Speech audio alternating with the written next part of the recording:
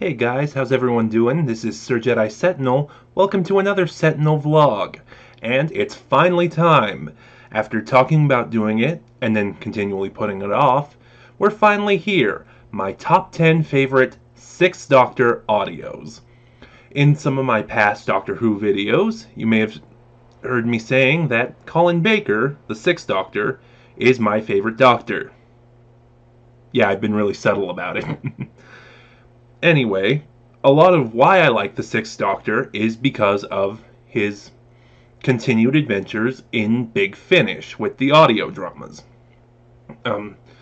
Actually, really, I think my first experience with the Sixth Doctor was in the audios. When I got the Doctors Revisited for the 50th anniversary, in fact, let me grab the particular volume. My only Sixth Doctor story that I saw, the first one I saw actually, putting it back there, was Vengeance on Varos. After that, I didn't really see any more with the Sixth Doctor, mainly because here in North America, the DVDs of the classic series have been mostly discontinued, so yeah, if you want one, they're kind of expensive. But yeah, anyway, so, when I discovered Big Finish a few years ago, that's really where I started with the Sixth Doctor. And then I got BritBox and started watching the classic series. And yeah, the Sixth Doctor is my favorite Doctor. I don't really know how else to say it. And I thought I would talk about my favorite stories featuring the Sixth Doctors. So before we begin, just a few things to go over. 1. These are Sixth Doctor stories only. I'm not counting multi-Doctor stories. 2. Everything presented here is my opinion. That's why it's my top 10 favorite Sixth Doctor. I totally emphasized the wrong word there. That's why it's my top 10 favorite Sixth Doctor audio stories, not the top 10 best. If this was a best, I'd do more research into it, see what the consensus on each story was, and present a very different list.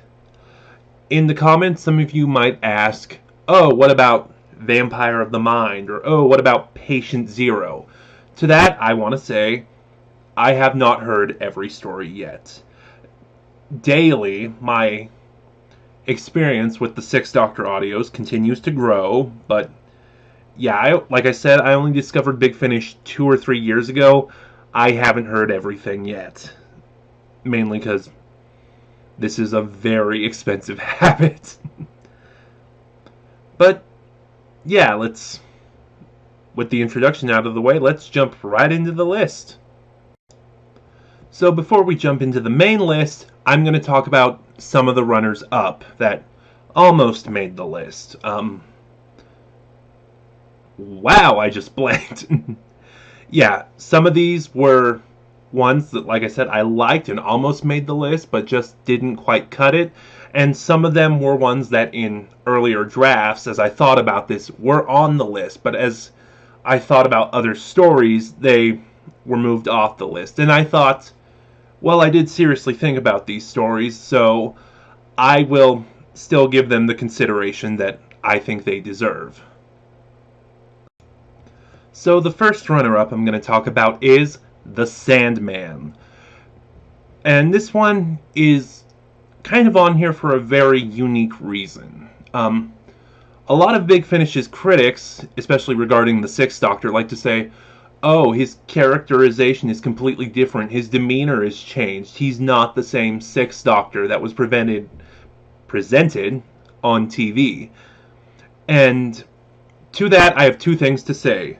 1, Colin Baker only had 2 seasons. He didn't properly get a chance to develop his character or go on the arc that all the other Doctors have gone through. Except Paul McGann, but he's also gone through an arc on audio. And 2, listen to The Sandman. The Sandman is one of my go-to recommendations for new Big Finish listeners because it, the two extremes of the Sixth Doctor, the more gentle version Big Finish presents, and the more acerbic version from the classic series are both on display here. And the way the Doctor presents himself, the way others view the Doctor, I think it works really well. It shows where the Doctor was, how far he's come, and where he's going to continue to go in the future. Also, one of the antagonists is played by Annika Wills, who played the first Doctor companion. I believe it was Polly. I need to double check that. But yeah, the Sandman. Great starting point for the Sixth Doctor. As far as transitioning from the TV version of the Sixth Doctor to the audio characterization. The next runner-up I'm going to talk about is Real Time. Some of these I have on CD, and that's just going to save me editing is all. Real Time was one of the animations that were done for the early BBC website, two of which were done by the BBC themselves, the Seventh Doctor, Death Comes to Time, and the Scream of the Shalka, which features a now non-canon Ninth Doctor, and the other two were done by Big Finish. One was the rewrite of the Fourth Doctor's Lost story, Shada, which was rewritten to star the Eighth Doctor, and the other was the Cybermen story, Real Time. Real Time was actually, for the longest time, the original number 10. Like, it survived in that spot through all of my drafts until I made my final draft.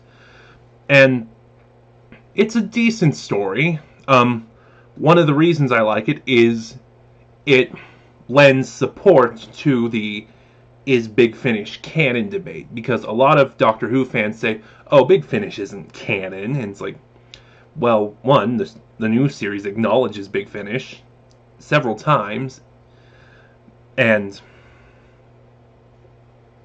yeah, that's pretty much it. The new series acknowledges Big Finish, but I'm not getting into the is Big Finish canon debate. Another different subject, another time, another place. Real Time saw the debut of the Sixth Doctor's blue coat, which a lot of people are fans of, but, you know, I've talked about it personally. I'm not. I love the Sixth Doctor's original costume. I want that coat.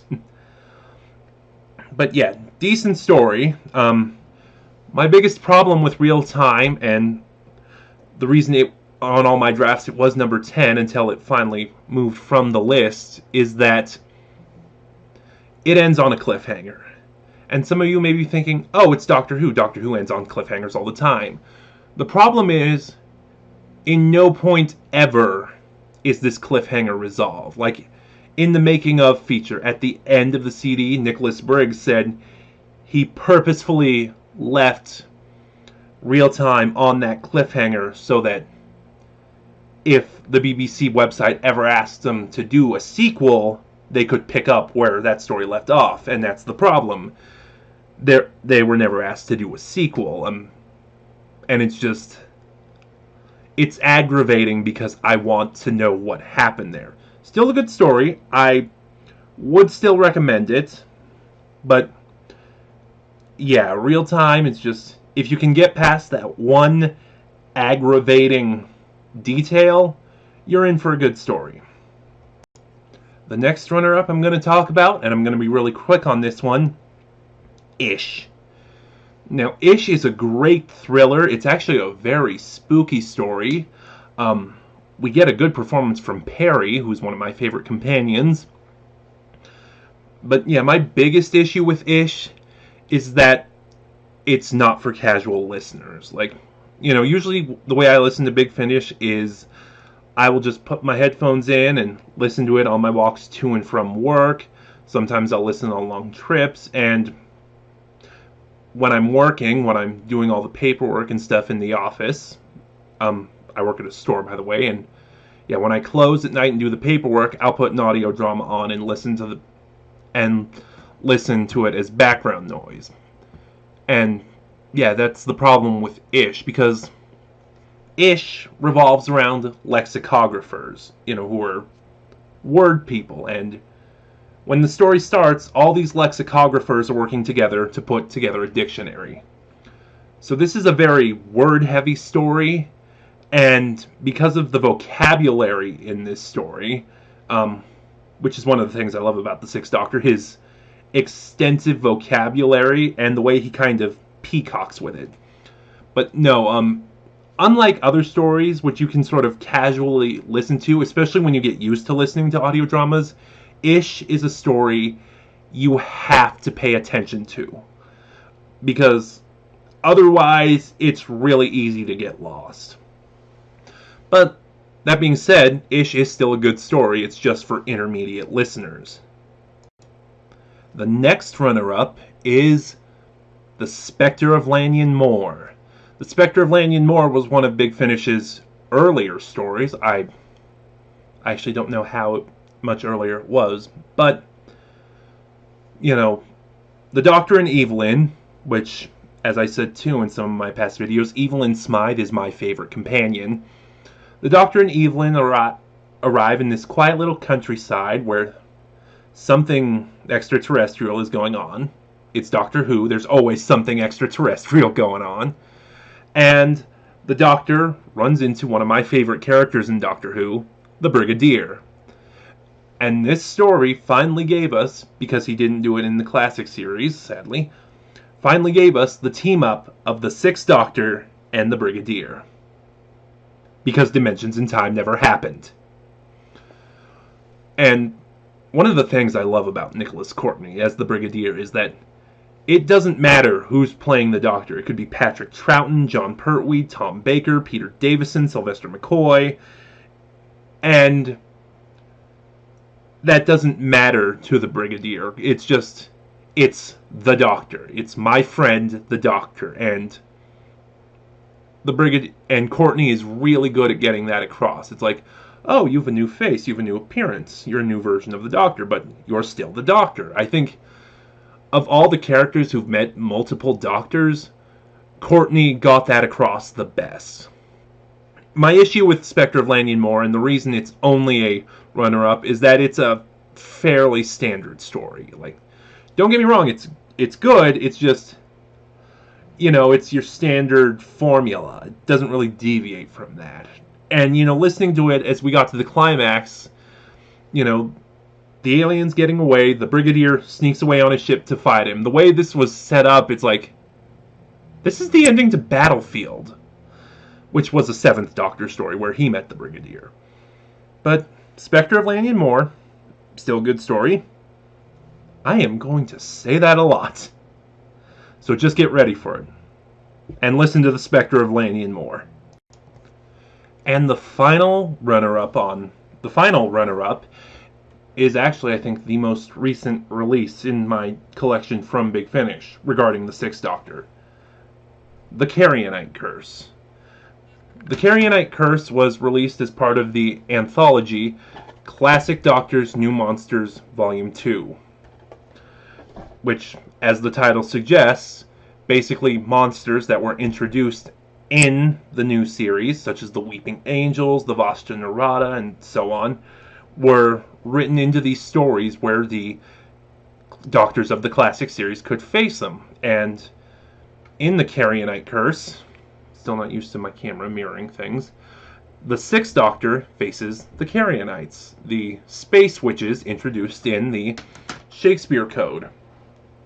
Actually, after listening to this story, I went and watched the Shakespeare Code, and while the Carnionites were an interesting concept, the episode never really did anything more than space witches. And that's really one of the things I love about the Carnionite Curse, is that it really explored the idea of the Carnionites and why they were so different and why they were so dangerous. And like I mentioned with Ish, how the Sixth Doctor likes to peacock with his extensive vocabulary, he really gets to shine here. Really, unlike the other runner-ups where I did have an issue or two with them, I didn't have an issue with the Carnionite Curse. It's just that every story on my list I liked more than it. And I actually have a few stories on my list that are ranked purely that way. Now, with the runner-ups talked about, we're going to jump into the main list, starting with number 10, The Ultimate Adventure. Little bit of a history lesson. During the run of the classic series, 3 or 4 stage plays were produced. I say 3 or 4 because I don't know the timeline surrounding the 4th one. I don't know if it started happening after the classic series was canceled, or if it started during the classic series. But I'll still talk a little bit about that one. During the 60s, there was this play produced called Curse of the Daleks, a doctorless story where a group of astronauts fight the Daleks. Not fight. I guess encounter would be a better word. I haven't actually listened to Curse of the Daleks yet, but yeah. And then in the 70s, there was The 7 Keys to Doomsday, which starred Trevor Martin as a non-canon version of the 4th Doctor, as he tried to stop the Daleks, again, from putting together a doomsday weapon. And then in the 80s, there we got The Ultimate Adventure, a story featuring a canon Doctor, and I'll get into that, facing an alliance between the Daleks and the Cybermen. The 4th play was The Trial of Davros, which, to my understanding, was written and produced for a charity function and still gets put on for charity functions to this day. Now, The Ultimate Adventure, as I said, I gotta get better at that, was written in the 80s. And originally, in its initial run, it starred Jon Pertwee, the 3rd Doctor. Pertwee played the role for the first half of the run, except one night where he had to, he couldn't go on because he was ill. David Banks, who most 80s Who fans will know as the Cyber Leader in a lot of the Cybermen stories of the 80s, was also in this show. He played Carl, the leader of a group of mercenaries the Daleks hired. Yeah, if you know the Daleks, this already seems kind of stupid. However, Banks was also the understudy of the Doctor, so for one night, when Pertwee couldn't go on, Banks took over, playing his own take on the Doctor. I actually almost kind of wish there was an alternate version of The Ultimate Adventure with the David Banks Doctor, but I'm getting ahead of myself. Anyway, during the show's run, it began to tour around the UK, and about halfway through, Pertwee's run as the Doctor was up. And he decided he did not want to... it's hard because I don't remember if it was a contract thing. I'm trying to avoid using the term contract. And he decided he didn't want to extend his run. So, when Pertwee left, the show was rewritten to star... The show was rewritten to star Colin Baker's 6th Doctor. Now, the thing about The Ultimate Adventure is it's not the best story. As I said, from the basic plot synopsis, one of the core aspects of the story is an alliance between the Daleks and the Cybermen. And the Daleks hire mercenaries as well. Now, if you know the Daleks, you know they don't really team up with people or other races. They kind of like to do things themselves. But anyway, The Ultimate Adventure is really over the top. It's really goofy. It's really 80s. And it's also a ton of fun. Like, if you like corny 80s stuff, I really recommend The Ultimate Adventure. I can't recommend it enough, actually. I do have one major issue, and because in the making of, Nicholas Briggs and I think David Richardson as well, I'd have to double check and listen to it again, but they both said they wanted to stay as true to the original script as possible. And one of the things with Big Finish is, because it's audio dramas, they know in their writing when to tell you what's going on versus when to let your mind pick up what's going on. And the ultimate adventure really suffers because they don't do that here. It's very, I'm narrating what I see happen as it happens right in front of me. And as the play went on, as the story goes on, it gets more and more obvious, and it's kind of distracting. But like I said, it's still a lot of fun. It's goofy 80s corniness. And, as someone who's done stage productions, not professionally or anything, I'm really glad we have a version of this play, because now that I think about it, I don't think the rights are available for theaters to put on. I don't know anything about that, though. Number 9, Whispers of Terror. So, in 1999, Big Finish acquired the license to do Doctor Who stories. Their first story was a multi-Doctor story called The Sirens of Time, kind of an story. And then their third story was Whispers of Terror, which was Colin Baker's first story with Big Finish. And, I expected, just because I listened to this right after I finished Sirens of Time, I expected it to have some of the same pitfalls as Sirens of Time. Oh, this is still our early work, we're still finding our footing, please bear with us, this might not be the best. But actually, this is a solid story. I actually think of their earliest stuff, this is probably the best. There's great performances all around, especially from Lisa Bowerman, who plays the villain of the piece. There's a really interesting concept here where because the monster they're facing is a being made of pure sound. And there's a couple of really good twists here that I won't spoil because I think you should check it out for yourself. When I talked about the Sandman earlier in the video, I mentioned how Big Finish's critics complain that the Sixth Doctor of the audios is nothing like the Sixth Doctor of the series.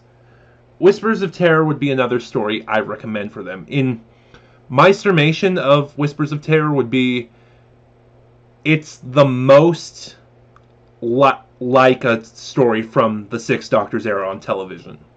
My one critique? It's the most like a story from the Sixth Doctor's era on the classic series. Wow.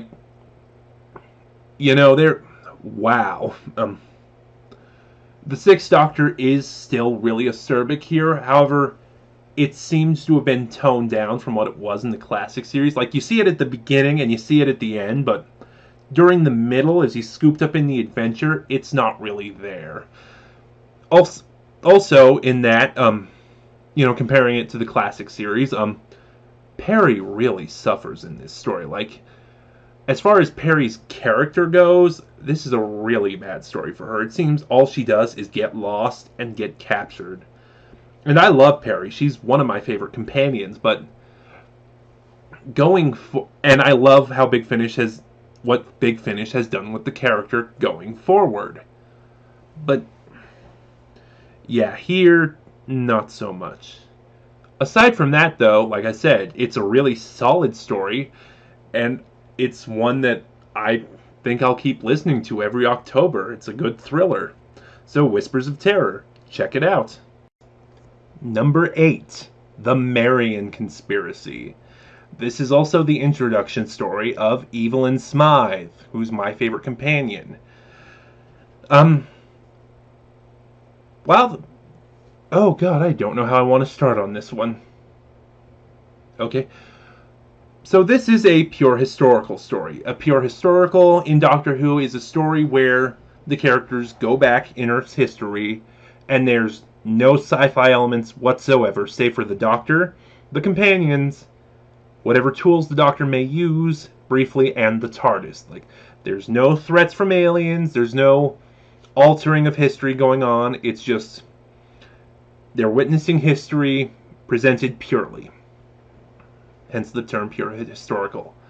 But one thing I really like about this story is its presentation of history. How, history is presented by the victors. After Mary was removed as Queen of England, Elizabeth became Queen of England, and as history shows, history redundancy. History painted a pretty scathing picture of Mary, for her execution of Protestants and Bloody Mary and all that. But here, she's not presented as a bloodthirsty tyrant. She's presented as a frail, weak, fragile woman, and I really like this idea. The actress who plays Mary, whose name I'm forgetting, did a great job, and you see the Doctor, even the Doctor knows that history is not always as black and white as it's presented. I am stammering a lot on this one, I'm sorry. But the Marian Conspiracy. It's a great introduction of a new companion, a great villain who isn't really a villain, and you get to see good stuff with the Doctor. Why can't I think of a cohesive thought? But the Marian Conspiracy. I suggest it's a 5-star story. I suggest listening to it. Now we're on number 7, and that is The Reaping. The Reaping was part of a trilogy of stories detailing a Cybermen invasion of Earth. It began with The Harvest, continued on through The Reaping, and ended with The Gathering. One of the things I like about this, by the way, is that this trilogy is told backwards. But of the 3 stories, The Reaping, in my opinion, is the best one. One of the things the Cyber Invasion trilogy talks about is how a companion in each story is personally affected by the Cybermen. Someone close to them has been converted into a Cyberman, and it's showing how it affects them and the people around them. And I've said it before about The Reaping, but as far as the companions go, this is, hands down, Perry's best story. We get a phenomenal performance from Nicola Bryant here, and Colin does good as well, because this list is about the 6th Doctor. And, we get to see the Doctor and Perry's chemistry here. You see that underneath their banter and their bickering, that he really does care for her, and the ending is a devastating gut punch. And like I said with the Carnionite Curse, how some of the stories presented here were only in the spots they were simply because of I like this story more than the next one, rather than the pros outweighing the cons. This is one of those stories. It's great as it is. I like the stories further up on the list more. So originally these next 2 stories were in the opposite order. However, I decided no, this order works better for them. So my new number 6, The One Doctor. Compared to some of the other stuff on this list, The One Doctor is a purely comedic story.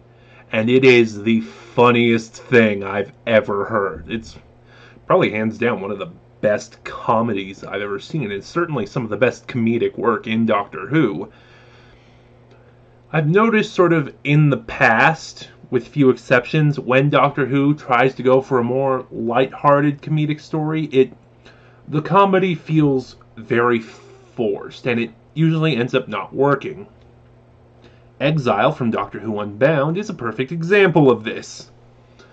But in The One Doctor, the comedy is just so natural, and I think it comes from the fact that the entire cast just has great chemistry with each other.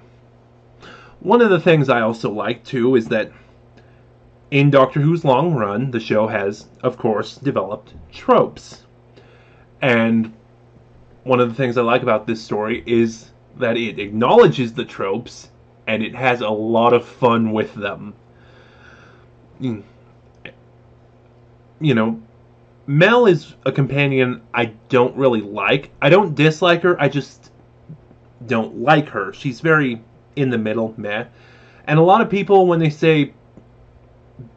they're looking for Big Finish recommendations for Mel, a lot of people usually say The Fires of Vulcan, which is a Seventh Doctor story.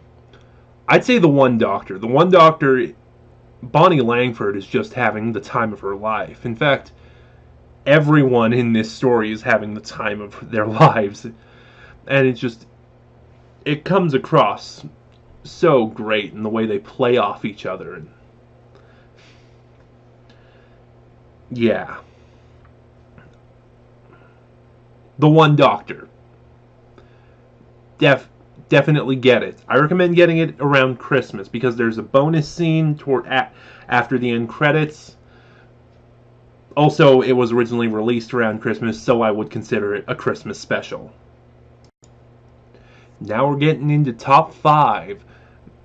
What I like above all the rest, the stories I've listened to multiple times. And starting with number 5, which was originally my number 6, Davros. Around Doctor Who's 40th anniversary, Big Finish did several things. Like, they had the Doctor Who Unbound story, Deadline. They had their actual 40th anniversary story, Zagreus. And then, leading up to Zagreus, they had the Villains trilogy. The Villains trilogy was 3 stories where each Doctor, the 5th, 6th, and 7th Doctor, faces one of their signature villains. However, the twist here is that they take them outside of the environment in which they're normally faced. And the idea of doing that was to better explore the characters, better understand where the villains were coming from and what made them tick, how they got to this point. So the first story in the trilogy was Omega with the 5th Doctor, and then the 6th Doctor story, Davros, and then the 7th Doctor story, Master. To many people, Master is the best story in the trilogy, and I can agree with that. But despite Master being the best story in the trilogy, Davros is my personal favorite. For one thing, 6th Doctor, my favorite Doctor. And the second thing is that you have Terry Malloy as Davros. I don't think I've said it as much. I think I may have said it once in one other video. Excuse me, but of the 4 actors who have played him throughout all of Doctor Who, Terry Malloy is my favorite Davros. So, favorite Doctor, favorite Davros, you have an automatic win. But also, when it comes to the villain trilogy as a whole, when it comes to exploring the characters behind the villains, Davros is the most honest. By the time we really start to explore Omega's character, there had been a twist in that story that established Omega as an unreliable narrator. And in Master, we got some backstory, but the Master was suffering from memory loss. And, it was more a study on the nature of good and evil, and there were also some higher powers at play. I'm trying not to spoil Master because it is a good story. And Davros, we don't get any of that. What Davros did, what he does, he is in full control of. He knows what he did. And the scenes between Baker and Malloy are just fantastic. This was also the final story of Bernard Horsfall, who played several roles throughout Doctor Who. Most notably, he played a nameless Time Lord in the War Games, the final 2nd Doctor story, and he played Chancellor Goth, the secondary antagonist in The Deadly Assassin, my favorite story from the classic series. And,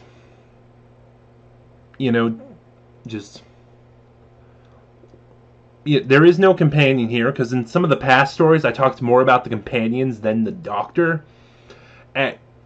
But here, here we get to see the Doctor in full play, and, he's... One of the things that I really like about this story is that as things are going on, the Doctor is powerless.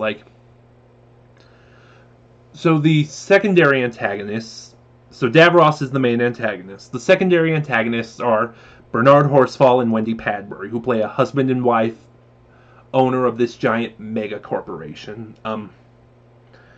Wendy Padbury's character is a Davros sympathizer.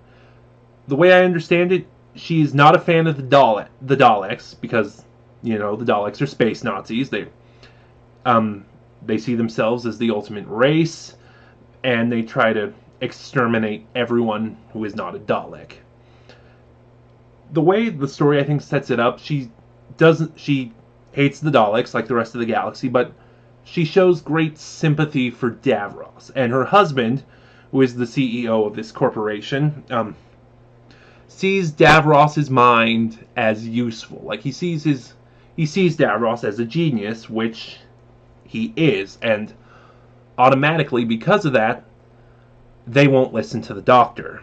And in fact, at several points, Davros poisons their mind against the Doctor. He sows doubt in their minds. He makes him invaluable to them. And really, it doesn't happen much anymore, at least in the new series, but there is a real power. The Doctor is powerless here, and he knows something is up, but there's nothing he can do. And, if I talk any more about this, I'm going to give away the whole story, so all I can say is Davros. It's a great character study on a well-known Doctor Who villain, and you should definitely check this one out. Now we're getting into the really good stuff with number 4, The Wormery. So, last year, I think it was last year, Big Finish was having this huge sale on a lot of Doctor Who stuff and a bunch of its spin-offs, including Iris Wildtime. Now, Iris Wildtime is a parody series of Doctor Who. The basic gist of it is, she is a renegade Time Lord like the Doctor. Her TARDIS is in the form of a double-decker bus. She is a parody of the Doctor, and she acknowledges it, and part of her shtick is that she breaks the fourth wall from time to time. To make a more apt comparison, she is the Deadpool of Doctor Who.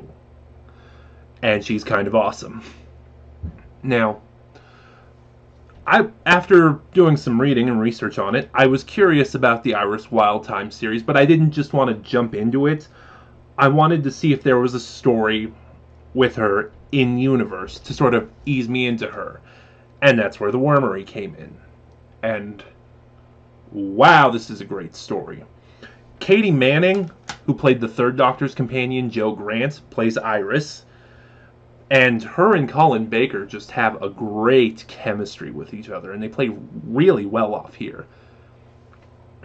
This story also has 2 really great twists, one in the middle of the story and one right at the end. That one just left, even to this day, it leaves my jaw hanging open. So it's not one I can really talk about and give away, because it really is a story that needs to be experienced.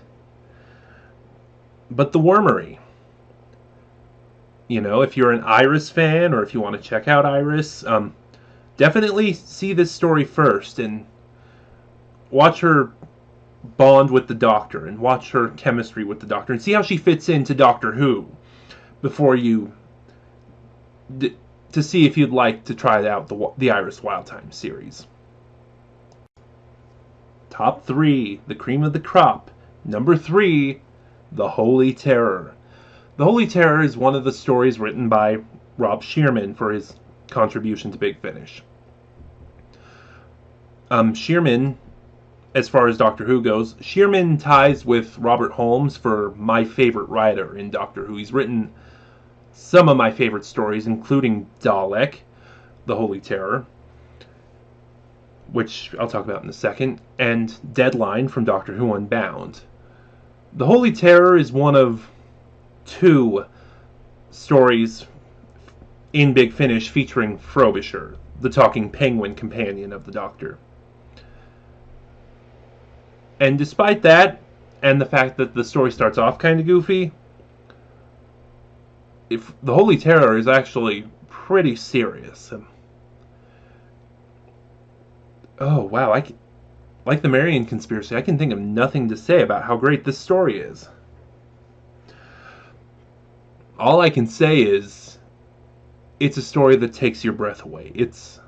If you thought New Who was a gut punch to the feels, wait until you listen to the Holy Terror, because the way that story ends is just devastating. And I feel like I've said too much already. The Holy Terror. Now we're on to number 2. So earlier I mentioned the Carnionite Curse and how it came from a box set release. Number 2 is the entire box set. Number 2 is The Last Adventure. There we go, that's better. So again, a little bit of background here. For those of you who don't know your Doctor Who history, Colin Baker had a very turbulent run as the Sixth Doctor in his 2 seasons. At this point, the BBC had been trying to actively kill the show. After season 22, Colin's first season, the show was put on hiatus. And it was eventually renewed, but season 23 was scrapped and rewritten as Trial of a Time Lord. I talked about this in my Lost Stories unboxing. And then season 23, Trial of Time Lord, happened and aired. And again, the show was put on hiatus. I believe at this time, I know it was one of the 2 times, I don't remember which one, but I believe it was this time that fan intervention saved the show. However, the BBC would only bring back the show on one condition: that Colin Baker was fired from the role. He did nothing wrong. He did nothing wrong here. Let's just say that it was a studio mandate, basically, and he was so angry about the decision that rightfully so, in the first story of the 7th Doctor, Time in the Rani, he did not come back to film the regeneration scene from the 6th to the 7th Doctor. And so, for the first few seconds of the episode, Sylvester McCoy, the 7th Doctor, is filmed from the back in Colin's costume with a blonde wig, and, the regeneration takes place. From that came kind of this running joke with Colin. Like, he'd talk about it all the time at conventions and stuff. That because he did not film the regeneration, he was still the Doctor. And every Doctor from McCoy onward was just an imposter using his name. Colin Baker has an amazing sense of humor, by the way. But yeah, so, fast forward, when was this made? Does it say? I just don't want to get the information wrong, is all. 2015. And Colin's like, I want to do a regeneration story. I want to give my Doctor the send-off he deserves. And Big Finish was... Blasted camera, I keep forgetting you're mirrored. Big Finish was more than accepting, producing The Last Adventure, which is technically an anthology of 4 stories that lead up to the Doctor's regeneration into the 7th Doctor. Across all 4 of these stories, the Doctor faces the Valeyard from Trial of a Time Lord, and I'll be honest here, the Valeyard is my favorite villain in Doctor Who. Like, I may have favorite incarnations of the Master, which is Peter Pratt from The Deadly Assassin, by the way, or Davros, which is Terry Malloy, but just hands down, favorite villain overall, the Valeyard. And he really shines alongside the 6th Doctor here. Overall, this is a great story, and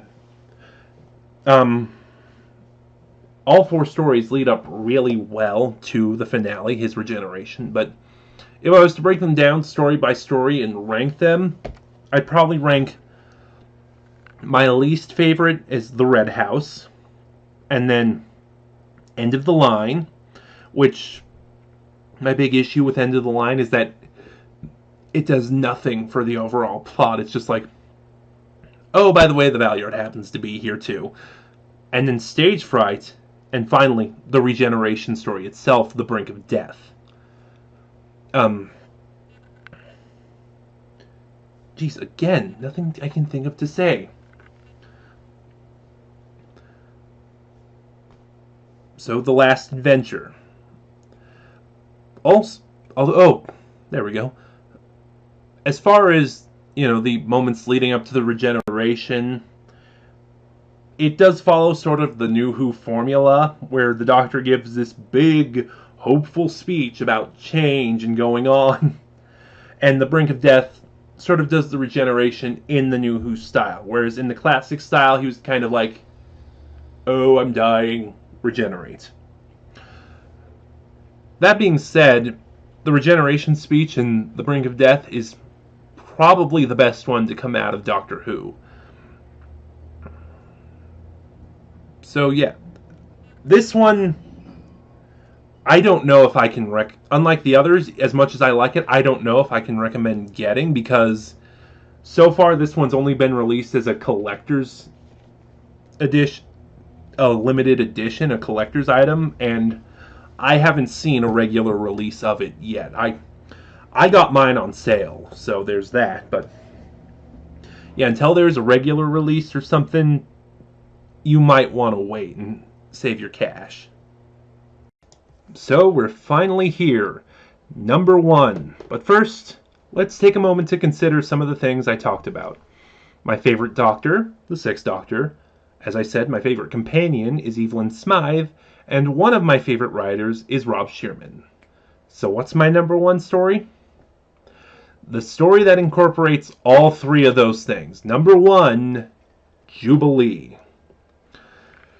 Now, if you're a New Who fan and you've never seen the classic series or tried Big Finish, you have been exposed to Jubilee in a way.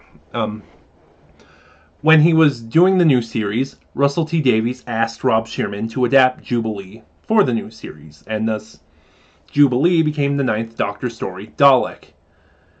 However, the 2 stories are different, and in my opinion, Jubilee is the superior one.